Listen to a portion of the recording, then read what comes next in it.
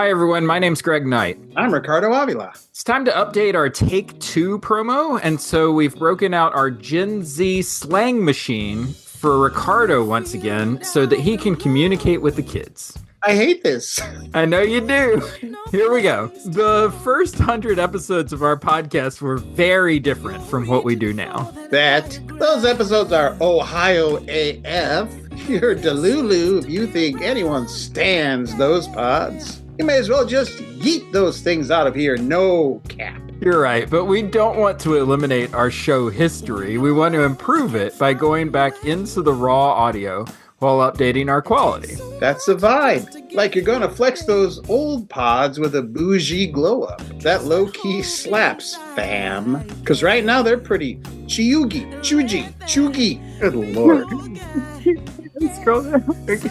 Listen, culture evolves over time, and our spin-off pod, Take 2, gives us the chance to go back and evolve our old podcast right along with it. That's a bar, chat. I think this idea is pretty lit. It beats having a big yikes sitting in our archives. You gotta bling those things out with some fresh drip if you want that new subs riz, period. God, no wonder the youth are struggling. Go ahead. So listen to Take 2 in the Popping Collars feed and hear our past selves grow before your very ears. Yeah, these pods are bussin'. You got a dub with this, plus 1,000 aura. This idea is giving. You ate. I wonder what would happen if we changed the slang machine to the millennial setting. Get in, loser. We're going podcasting. Okay, that makes sense.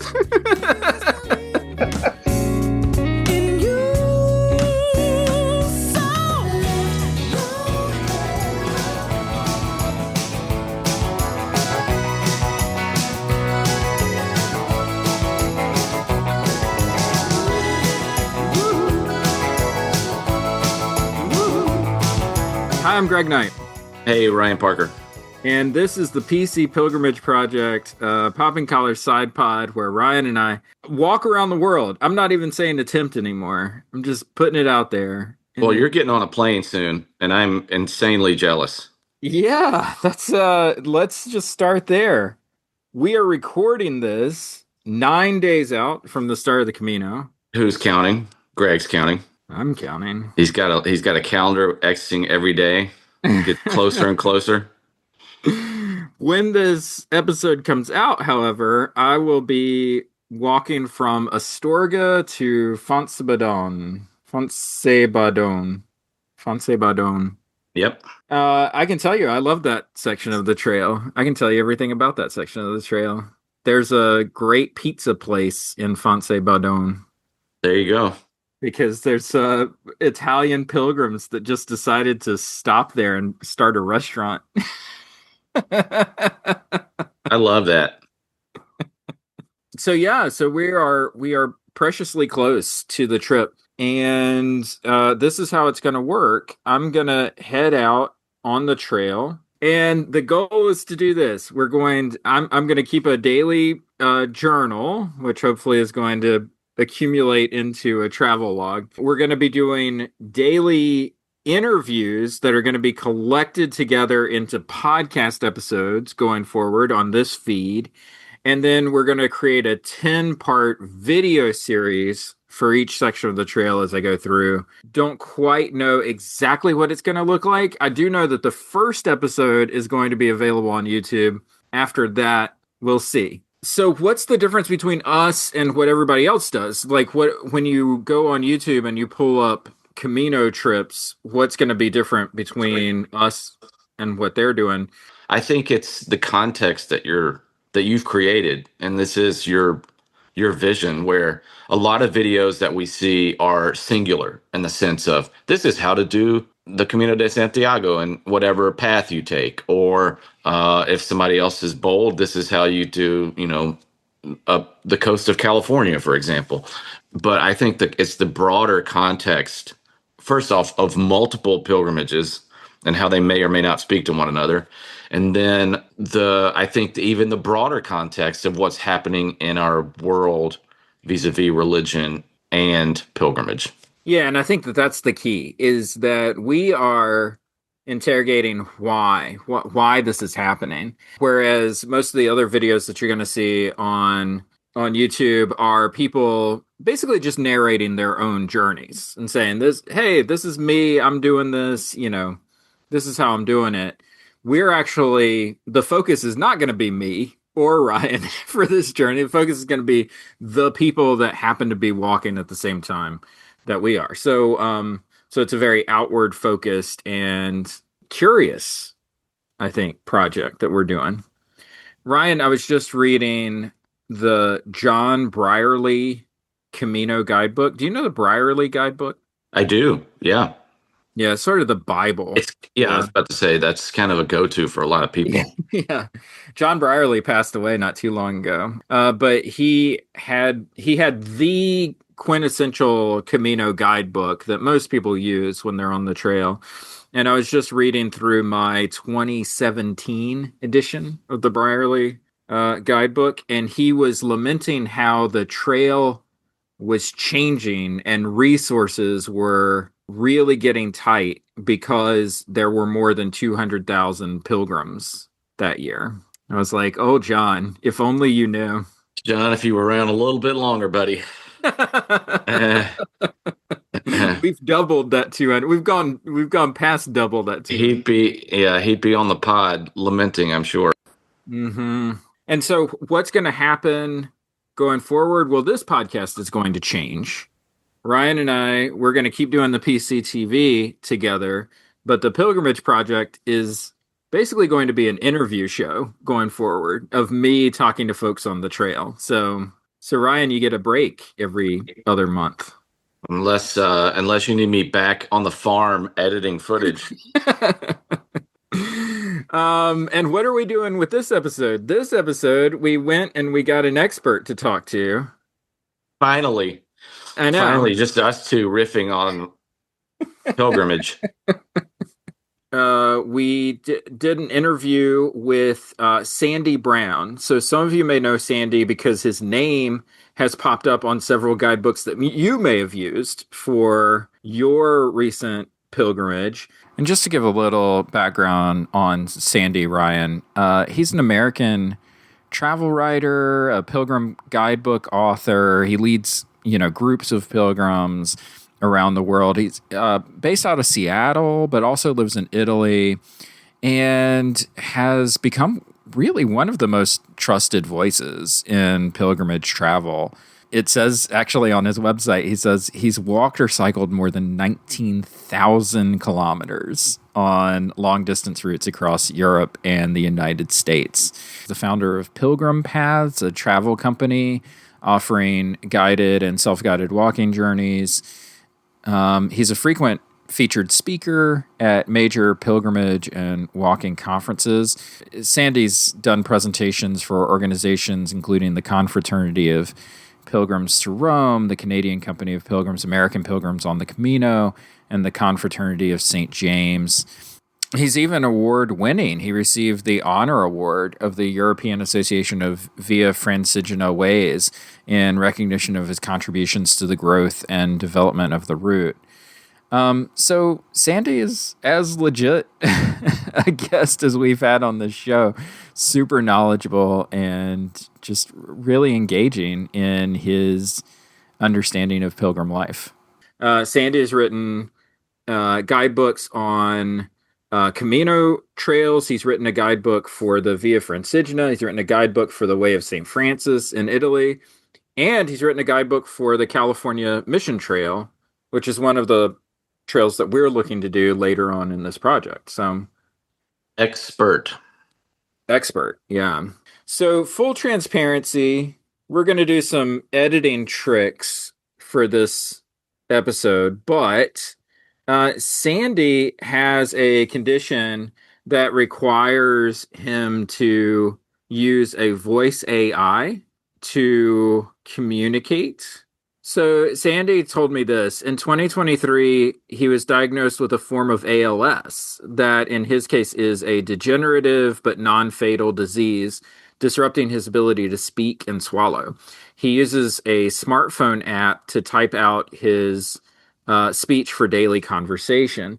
He also received a free license to train an AI model that cloned his voice, allowing him to input text and receive a mechanized approximation of his actual voice speaking the written content. It's So for it's I'm sorry to interrupt. no, go ahead. I listened to it the other day. It's really fascinating. It is I mean, the amazing. technology is amazing. It is totally incredible. So, just to wrap up what he says here, he says for this interview, he received the questions in advance because Ryan and I submitted them in advance. He typed his responses and then he uploaded the questions and the responses to an online voice website, which generated audio responses using his cloned voice. It's I mean, totally cool. I watched a film last night where people used AI. They were interviews with a incarcerated man, and they Mhm. had like maybe a short footage of him or a picture of him, and they were able to AI generate, and I couldn't tell that it was not him talking to the Right. camera. It was Yeah. incredible. So he concludes, he calls it his Wizard of Oz voice because it sounds much more impressive than his unintelligible voice. But he's behind a curtain pulling levers and pushing buttons to do his best to be understood. So what Ryan and I are going to do, we're just going to edit this together as if it's just an actual interview. So Ryan's going to ask some questions, I'm going to ask some questions, and we're going to play Sandy's responses to our questions in between. And this You would never know unless we told you this. This feels like a first for any sort of pilgrimage related anything. It'd be really interesting. We should have asked. Maybe you did because and also transparency too. I haven't seen subsequent questions. I know we did a back and forth with him, but it would be really interesting to know how he's navigating this with. I guess maybe he has a text to talk app on his phone where he's navigating the Camino to do, which is really amazing. And if you think about being able to type it in Spanish or in English and then translate it into Spanish, it's really cool. Yeah, totally. So I'll let you kick off the interview. Okay, Sandy, what sparked your deep and abiding love for pilgrimage? That's a great question. Walking pilgrimage has captivated me ever since I first walked the Camino de Santiago back in 2008. Part of that was probably personal. I have Hispanic roots, so Spain already felt attractive and familiar to me. And ever since college, I've loved history and old churches and architecture. My undergraduate degree was actually in medieval history, so the idea of walking across northern Spain really appealed to me. I like the idea of slowing down and exploring those places on foot. I also just love walking outdoors. I find it relaxing and refreshing. I'm not really a sports guy otherwise, but somehow I seem to be built for long distance walking. And at that point in my life, I was finishing a stint as director of the Church Council of Greater Seattle. I was about to head back into parish ministry at a downtown church in Seattle, and I think I was looking for a kind of interlude before that transition. What surprised me was how quickly I realized I had been wrong about the Camino. I thought I was walking for quiet and reflection, and there certainly was some of that. But my personality naturally pulls me toward conversation and relationships. So instead of spending a month mostly in silence, I found myself drawn into this rich pilgrim milieu of friendships with people from all over the world. Yes, there was time for prayer and contemplation, but there was also this constant pull toward the people walking beside me, strangers who somehow shared the same destination. And by the end of that Camino in 2008, I had made a ton of new friends. I had fallen in love with northern Spain, and I felt ready to conquer the world. You talk about being pulled into community on pilgrimage. Can you say more about striking that balance for yourself between individual pilgrimage, personal time for prayer and reflection, versus engaging in the more communal elements of pilgrimage? Is this something that is more intuitive for you, or do you try to have some structure in this regard as you set out on your journeys? It's mostly intuitive for me, but I also find it really fascinating to watch community happen on pilgrimage routes, and I think it's very important. Single people on the Camino tend to fall into little groupings pretty quickly, usually based on language, age, personality, or walking pace. People naturally begin noticing who feels familiar or compatible, and then they strike up conversations to see whether there's some kind of connection there. And if the pace and stage planning line up, those bonds begin to deepen over time through shared conversations and shared experiences. I think a lot of that happens because most people arrive on pilgrimage carrying something they're trying to work through. So conversation becomes part of the healing or processing itself, and the friendships that form can end up having genuine depth and meaning. And then you add all the other layers of pilgrimage life: sleeping in the same dormitory, showering in the same bathrooms, eating meals together, walking through heat or rain or exhaustion together.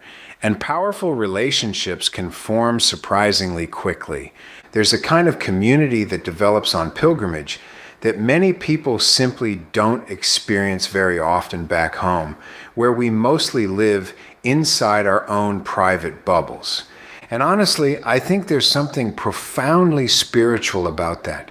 When you laugh and cry together for 4 or 5 weeks on the road and genuinely begin to love your walking companions, I think you've touched something very deep and very real. For me, that's not separate from Christian spirituality at all.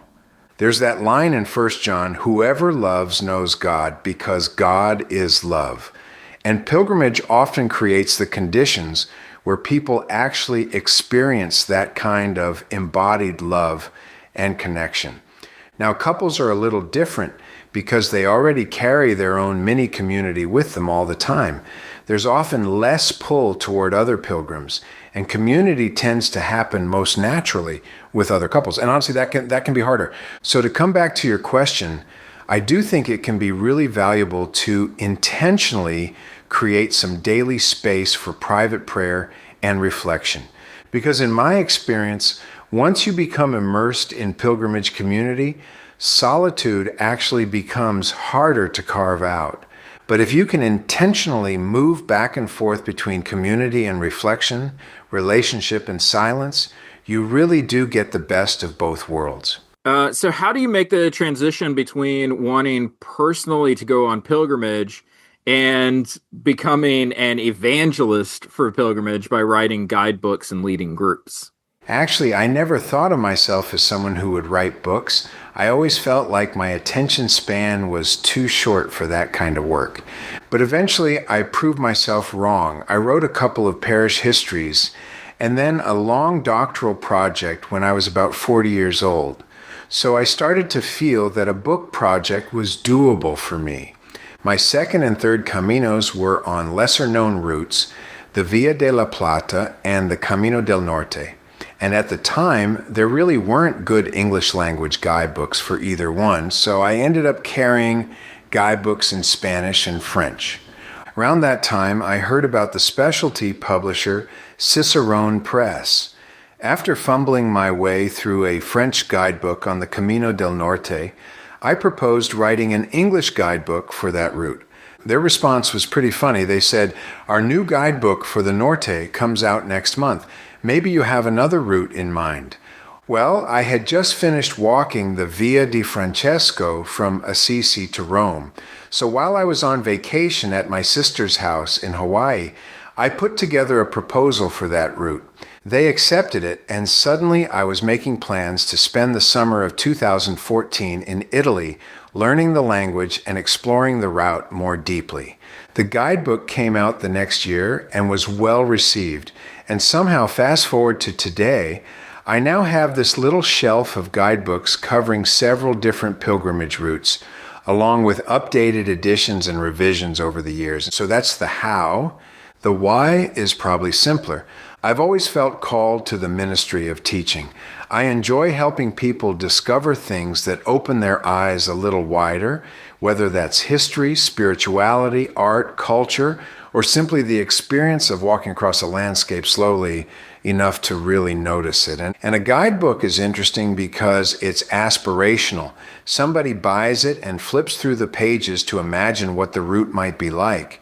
Then maybe if something sparks in them, they take those first steps and actually begin the journey for themselves. I never really preach in my guidebooks because the routes already contain their own stories and meanings. My role is more to point people toward things they might otherwise miss. And of course, no guidebook can contain everything. So part of the work is simply trying to hint at the bigger things, the beauty, the history, the human encounters, the spiritual dimension, and then helping readers dream themselves onto the trail so they can begin making discoveries of their own. To me, that is encompassed within a ministry of teaching where I have the honor of setting people up to make discoveries about history and culture and faith. Can you share one or two most transformative pilgrimage memories? Sure. One memory that immediately comes to mind is the Cruz de Ferro, the Iron Cross, on the Camino Frances. It's a place where pilgrims are invited to leave behind some kind of token that represents a burden, a grief, or a loss. A few weeks earlier, I had become friends with a German firefighter who was walking the Camino after the end of a 5-year relationship. He and his partner had lived in Cologne, and like many couples there, they had attached an engraved padlock with their names to the Hohenzollern Bridge. When the relationship ended, he went back, unlocked it, and brought the lock with him on the Camino. I was with him at the Cruz de Ferro when he placed that lock at the foot of the cross. He was in tears, and I remember feeling very honored just to stand there with him in that moment. And ever since then, every time I return to the Cruz de Ferro, I think about him. The mound of objects people leave there is enormous. You see photographs of loved ones who have died, letters, military insignia, wedding rings, all kinds of deeply personal things. And there's something very powerful about watching people let go of grief in that place, near one of the highest points of the Camino. Another memory that stays with me is my first walk into Lucca, Italy, on the Via Francigena. It had been a long day, about 17 miles, and by the end, I was exhausted. I was dragging myself along the river dike outside the city, trying to make it to my lodging a few more miles away, and suddenly I heard somebody shouting, "Pellegrino, Pellegrino!" I looked over, and there was a man standing on his front porch holding up a banana. He shouted, "You want?" And I said, "Sure." What amazed me was that at that exact moment I had run out of food and was honestly wondering how I was going to make it the rest of the way into town. That banana probably sounds ridiculous now, but it felt almost miraculous at the time. And for me, that moment has come to represent the generosity I've encountered from strangers on pilgrimage walks all over the world. There's this beautiful feeling that when people help a weary pilgrim, they somehow become part of the journey too. What about a nightmare or a challenging moment while you were on the trail?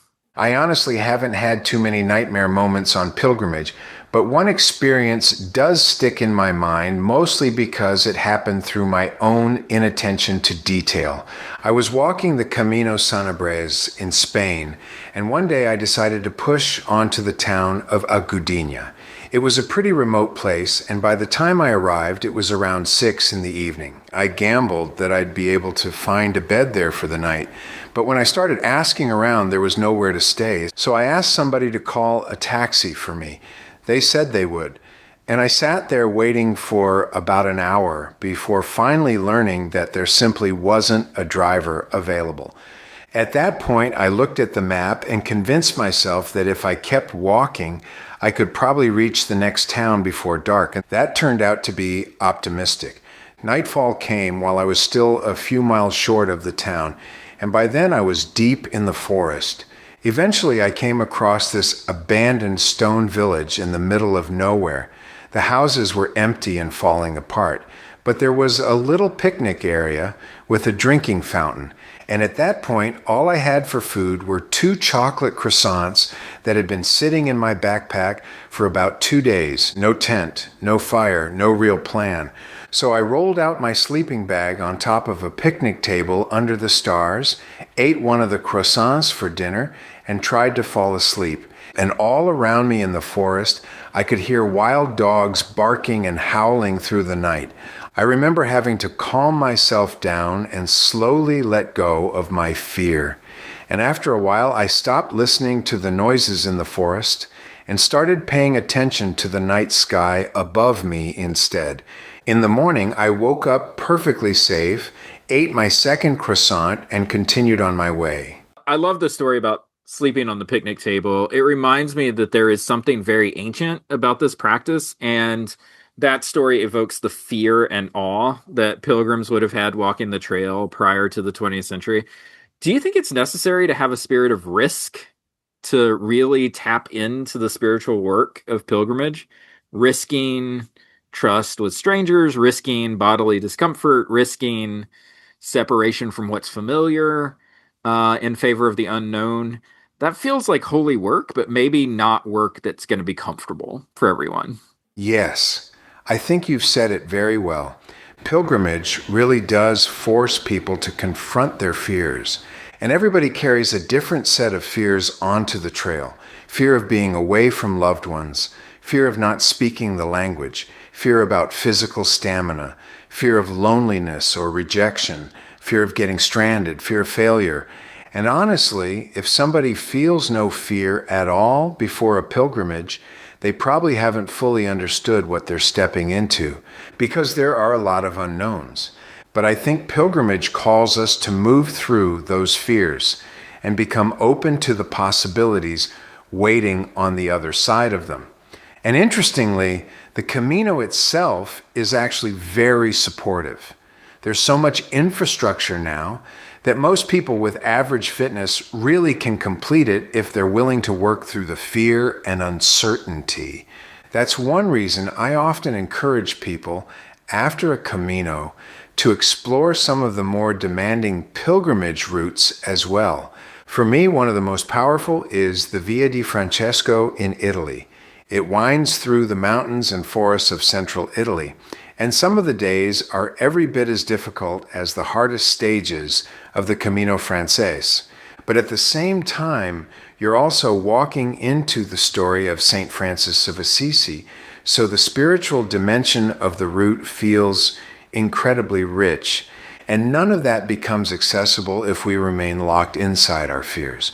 I think growth usually happens by trying and failing and trying again until eventually we discover we're capable of more than we imagine. And then ideally, the next step is helping somebody else take that same risk for themselves.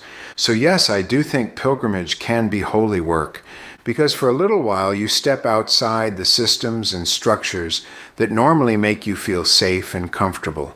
You learn to trust strangers. You learn to trust your body. You learn to trust the road a little. And maybe eventually you learn to trust God differently too. A lot of Christianity gets framed almost entirely around sin and forgiveness. But personally, I've always been more drawn to understanding faith as a process of growth and transformation. We're invited to grow from fear into trust, from insecurity into wonder.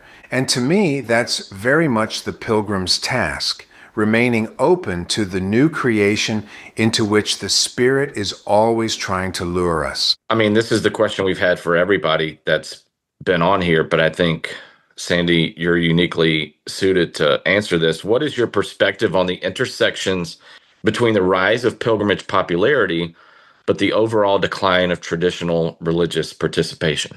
I think part of what we're seeing is that the Western Church is still operating with assumptions that come from the old era of Christendom.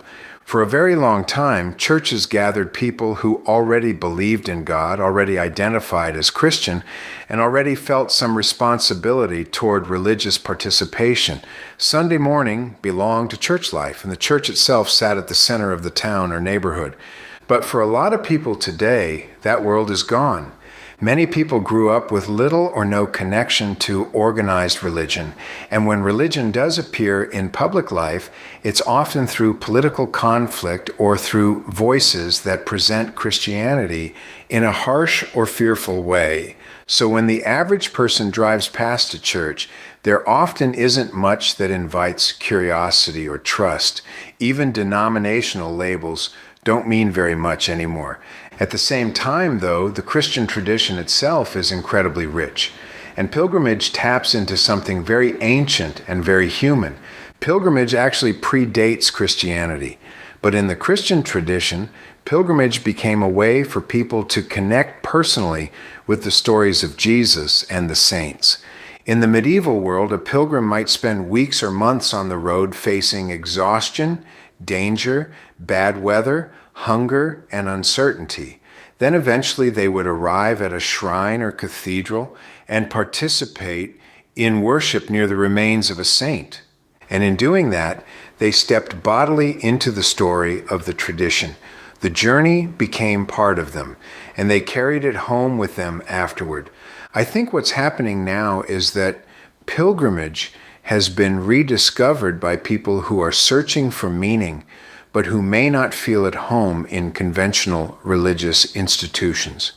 And one of the beautiful things about pilgrimage is that there are very few barriers to entry. There are no secret handshakes, no doctrinal entrance exams, no initiation process. You simply begin walking. And these walks are deeply cultural as well as spiritual. You're not isolated in the wilderness. You're walking from village to village, town to town, city to city. You pass schools and cafes and libraries and factories and churches. You experience ordinary human life along the way. And whether people fully realize it or not, they're also stepping into an ancient religious stream that stretches back hundreds and hundreds of years. Most of these pilgrimage routes still culminate at cathedrals or shrines connected to the same saints and relics that drew pilgrims centuries ago. So even if modern pilgrims arrive carrying very different beliefs or questions, the walk still creates a dialogue with that older tradition. And I think many people discover that the spiritual benefits pilgrims found 800 years ago are still very much available today. We've been seeing more and more reports out of Europe and Spain specifically reacting to increased tourism and the effect it's having on the culture and economy. So recognizing that pilgrimage isn't tourism in the traditional sense, we're still talking about 500,000 people each year showing up in Galicia, especially looking for food, lodging, and supplies. Do you see a tipping point where the infrastructure of the Camino just can't handle the sheer number of peregrinos? And do you think the increase in pilgrim numbers affects the way people experience the spiritual journey? Because it seems like it would be hard to be spiritually present if you're racing for a bed at the end of a stage. It's definitely a challenge, especially for the people providing food and lodging along the Camino. If you understand Spanish or Gallego, you'll occasionally overhear some grumbling from restaurant staff or bar owners during the busiest parts of the walking season. And honestly, after serving tired pilgrims all day long, that's probably understandable. But interestingly, when pilgrim numbers drop, there's also anxiety because many of these small villages now depend economically on pilgrimage traffic to help sustain their businesses and infrastructure. So there's a kind of tension there. Now, there definitely are choke points on the Camino Frances where the number of pilgrims can temporarily exceed the available beds. But one thing people often don't realize is that if you stop just a few miles before or after those bottleneck towns, there's usually plenty of capacity and things become much calmer. And over the last 20 years, Camino infrastructure has adapted quite a bit. Most lodgings now allow reservations, which has reduced a lot of the old race for a bed mentality that used to dominate certain stretches of the route. The rules around the final 100 kilometers into Santiago have also changed. Nowadays, people can skip portions of that crowded section and still qualify for a Compostela, which helps reduce some of the intense overcrowding that used to happen near the end. That said, I do think pilgrims themselves have some responsibility here too. One of the temptations on pilgrimage is to slowly stop acting like a pilgrim and start acting like a consumer or a tourist. And honestly, after walking 15 miles with sore feet and exhaustion, it's very easy to become impatient or irritable. But I think pilgrimage works best when people remember that hospitality is part of the spiritual ecosystem of the Camino. The locals are not just service providers, they're part of the experience too. So even something as simple as offering patience, gratitude, or a smile to a tired restaurant server actually matters. And from a spiritual perspective, I sometimes think the crowds themselves can become part of the lesson, because if Christianity is ultimately about learning how to love other people, then having more people around may simply mean there are more opportunities to practice that love. I don't mean to be trite here, but in the last 100 kilometers of the Camino Frances, the character of walkers changes. Suddenly, there are more youth who are there in field trips from their Spanish high schools. I once saw a group of a dozen developmentally delayed young people walking in this stretch. They had helpers to show them the way, and by looking at the expressions on the faces of these young people, it was obvious they were having the times of their lives. Their walk was much more of a challenge for them than mine was for me, so being exposed to them helped me recover a touch of humility along the way. Instead of turning up our noses at them, long-range pilgrims who are battle-tested and dusty from many miles, these pilgrims have the opportunity to meet new and interesting people, even if they are short-range walkers. It's a joyful challenge and should be a blessing rather than an annoyance. Someone said once that a tourist is disappointed in large crowds when they arrive at their destination, while a pilgrim rejoices that other people are also there to experience the blessing they themselves are there to receive. As I'm super curious, as someone who's written a guidebook for an American pilgrimage trail, what do you think are the cultural differences that make walking pilgrimage a popular activity in Europe, but a challenge in the US and other countries? I think part of the difference is simply that Europe was built around walking, while the United States was largely built around automobiles. If you walk through medieval European cities, you find streets so narrow you can almost touch both sides with your outstretched arms. Those cities were designed for pedestrians long before anyone imagined cars. By contrast, many American cities were laid out later, during an era of wagons, carriages, and eventually automobiles. Wide streets and greater distances became normal. And of course, both Europe and the United States eventually built suburbs around car culture. But over time, many European cities began to rethink that model. People realized there was something deeply satisfying about dense, walkable communities instead of the isolation and anonymity that often come with suburban life. And so during the late 20th century, many historic European city centers became pedestrianized again. Cars were restricted or removed, and public life returned to streets and plazas built around human movement rather than traffic. That creates a level of walkability that most American cities still struggle to match. I discovered that during my own pilgrimages in Europe, and I loved it enough that my wife and I eventually decided to keep a second home in the historic center of Lucca, Italy. But I think there's another factor too, and it has to do with how Europe understands pilgrimage historically. There's a famous line from the German writer Goethe, "Europe is born on a pilgrimage."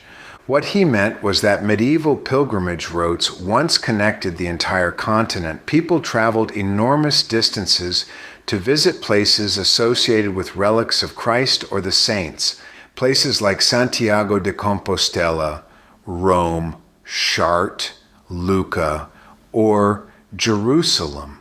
And what's remarkable is that those routes connected people across differences of language, nationality, and culture. A pilgrim from a small village in France might find themselves walking beside someone from Germany or Italy or England. Pilgrimage created a shared European experience long before modern political unity existed. And interestingly, the European Union has intentionally embraced that history today through its network of officially recognized European cultural routes. In many ways, pilgrimage routes still help create connections across national boundaries.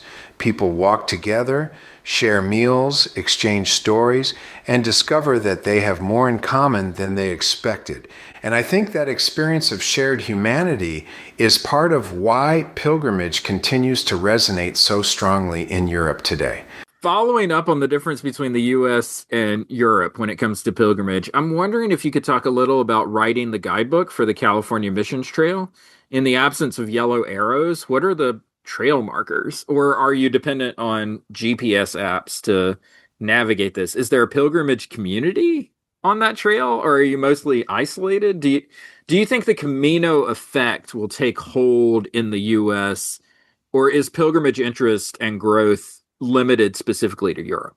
I love the California Missions Trail, and honestly, I think my guidebook for that route may be the best book I've written. I cycled the route twice and walked it once, all during the COVID years, and I really couldn't have done it without the support of a wonderful group called the California Mission Walkers. They're this loose network of volunteers who help pilgrims in all kinds of ways: meals, companionship, transportation, overnight hospitality, and sometimes simply encouragement when you need it. And yes, because there are no yellow arrows or established waymarks, I was very dependent on GPS tracks while I was learning the route. When I cycled it, I often had people joining me for portions of the journey. And when I walked it, I would say local members of the mission walkers accompanied me probably half the time, especially through the urban stretches. So there actually is a growing sense of pilgrimage community developing around the route, even though it still feels very young compared to the Camino de Santiago. Right now, the California Missions Trail is close to receiving recognition as an ancillary Camino route. And there are a lot of people working very hard to help develop it thoughtfully. But these things take time. I think the next 5 or 10 years will probably determine whether it truly takes hold on a larger scale. The route certainly has a lot going for it. There's tremendous natural beauty, and there are some genuinely dramatic pilgrimage moments, like walking across the Golden Gate Bridge as part of a pilgrimage route. But it also has real challenges. There are long, unsupported stretches, especially through places like the Salinas Valley, where the infrastructure is still very thin compared to European pilgrimage routes. And the route also has to wrestle honestly with its own history. The 18th century Franciscan mission system was deeply tied to the Spanish colonial project, and native Californians often suffered tremendously within that system. So in my guidebook, I tried very intentionally to tell the story from the perspective of native Californians as well. And to me, that's part of what makes the route so compelling. It's not just a beautiful walk, it's also a uniquely American story that contains both tragedy and resilience. And I think it deserves to be explored honestly and thoughtfully. What would be your first piece of advice for any of our listeners considering pilgrimage? My advice would simply be go for it. People often imagine pilgrimage as something only certain kinds of people can do.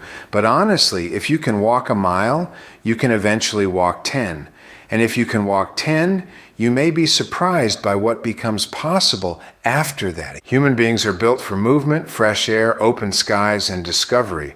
Part of us comes alive when we step outside our routines and enter unfamiliar places. Your senses wake up, you notice things again. You learn how to order coffee in another language. You discover what it feels like to arrive in a village on foot instead of through the windshield of a car. You taste food differently when you've spent the whole day walking to reach it. And somewhere along the way, the constant noise inside your head starts to quiet down a little. Pilgrimage also has this remarkable ability to create friendships very quickly. You meet people from different countries and backgrounds, but you realize that many of you are carrying similar questions, longings, losses, or hopes. And I think that's part of why pilgrimage can be so transformative. It reminds us that the world is larger, kinder, and more connected than we sometimes imagine. The hardest part is usually just taking the first step. But once you do, you may discover that an entirely new chapter of your life has opened. Finally, what are a handful of the biggest changes you've seen in pilgrimage culture over the last 20 years? One of the biggest changes I've seen over the last 20 years is simply the rise of the smartphone. When I first started walking pilgrimage routes, people were much more likely to carry guidebooks, paper maps, or journals in their backpacks. Pilgrims paid more attention to the history and stories of the places they would be walking into. Today, many people experience the route primarily through apps and digital tools instead. And of course, smartphones are incredibly useful. I use them too. They make navigation easier, help people stay safe, and allow pilgrims to stay connected with family and friends back home. But I do think something has changed culturally. At night now, if you walk through a pilgrim dormitory, you often see the blue glow of phone screens coming from bunks all across the room as people disconnect with their surroundings and reconnect with social media or the online world they haven't quite fully left behind. And I sometimes wonder whether our shift away from a more book-centered culture has made it harder to connect deeply with the local stories and traditions that surround these pilgrimage routes. Because pilgrimage is really an invitation to awareness, aware of landscapes and nature, awareness of history, awareness of strangers and their stories, awareness of your own thoughts and inner life. So my advice is usually this: use the technology, but don't let it dominate the experience. Try to spend less time looking at a screen and more time living in the actual world around you while you walk. I love what you said about people helping pilgrims subsequently feeling like they are part of the pilgrimage too. Can you talk about maintaining connections with people back home, wherever that may be, while on pilgrimage? Is this something you do on your journeys, or do you completely disconnect? I'm mindful of our pilgrimage where we decided intentionally that we would post 10 images a day to Instagram to kind of journal our walk for people back home. And the responses from those people were really inspiring and encouraging. And many folks told us that it felt like that they were walking with us along the way, which I thought was very special. I'm sure this isn't true in every case, but I'll confess that for me, there can sometimes be a little bit of exhibitionism involved in posting to social media while on pilgrimage. We enjoy it when people back home say things like, "Wow, you're amazing," or "Wait, you walked how far today?" So if we're not careful, pilgrimage posting can feed our vanity a little bit, and I do think that's something worth paying attention to. I also sometimes see people come home from their very first Camino already positioning themselves as experts and giving advice to everybody else. And honestly, that can feel a little boastful too. So, in my opinion, it's important to flavor our interpretation of the walk with a strong dose of humility, even though we've accomplished a pretty cool thing. That said, I do still post photographs every day when I walk. And over the years, I've realized that there are also people quietly following along who begin imagining pilgrimage for themselves. They start dreaming a little. They begin wondering whether they might someday do something similar. I prefer to focus on them. I think the healthiest pilgrimage posts are usually the ones that share meaning rather than performance. In other words, not so much, "Look at me and what I accomplished," but more, "Here's something beautiful or meaningful that happened along the way." So sometimes that might be something simple like, "I dedicated today's walk to," or "My intention today was," or today I'm especially grateful for?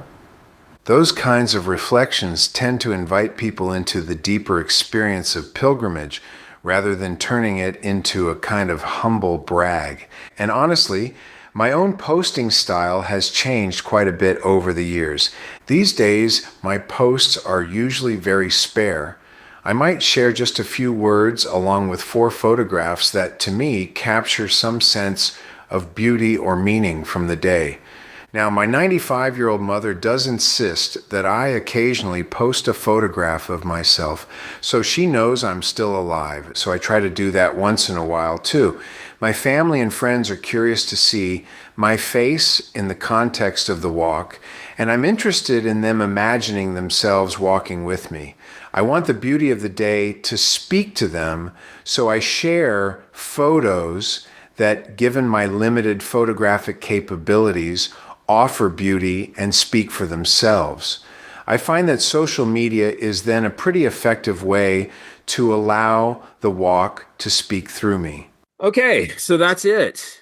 Sandy Brown, embracing new technologies, ancient pathways. I feel like that's his next book. Yeah, exactly. I just got to say, like, thank God for people like Sandy who are, I mean, honestly, here's the thing. I have a personal story about this. When I took my youth on the Way of St. Francis trip in Italy in the summer of 2019. There was one section of the trail where, in order to get from one town to the next, our kids would have had to walk like 35 miles or something like that.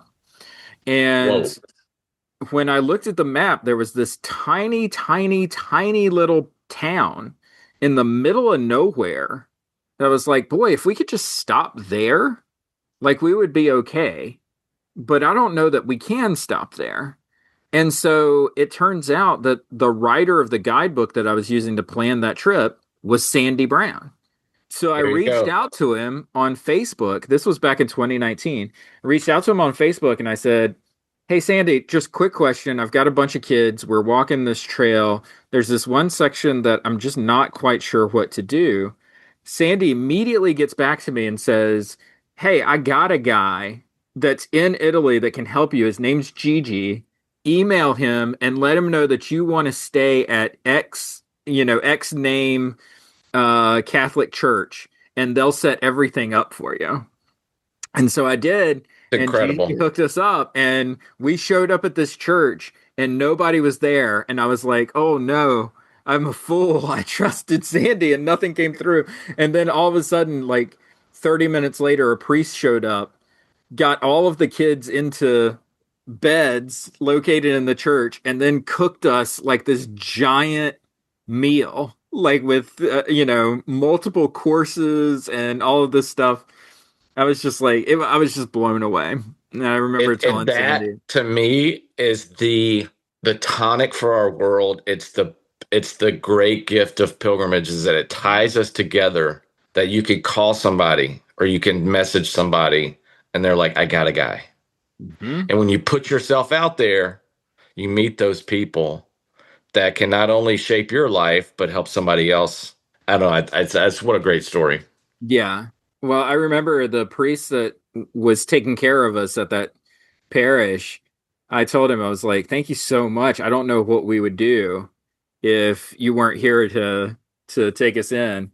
And he's like, oh gosh, what did he say? He said, no, it's my gift to be able to do this. This is the providence. It's like, Just amazing. just incredible. Just totally incredible. Yep. So we're on the trail. Ryan, thanks so much for doing this PC pilgrimage project prep. This podcast moving forward becomes a Camino podcast and an interview podcast. So all the pilgrimage stuff that you're going to hear for the next few months is traveling Greg on the trail, talking to folks about their lives. Traveling Greg. So stay tuned for those conversations. In the meantime, Ryan, thanks so much. And Buen Camino. We'll see you later. Buen Camino. They do the song about the sweet love and moon. They do the song about the night. walk on love.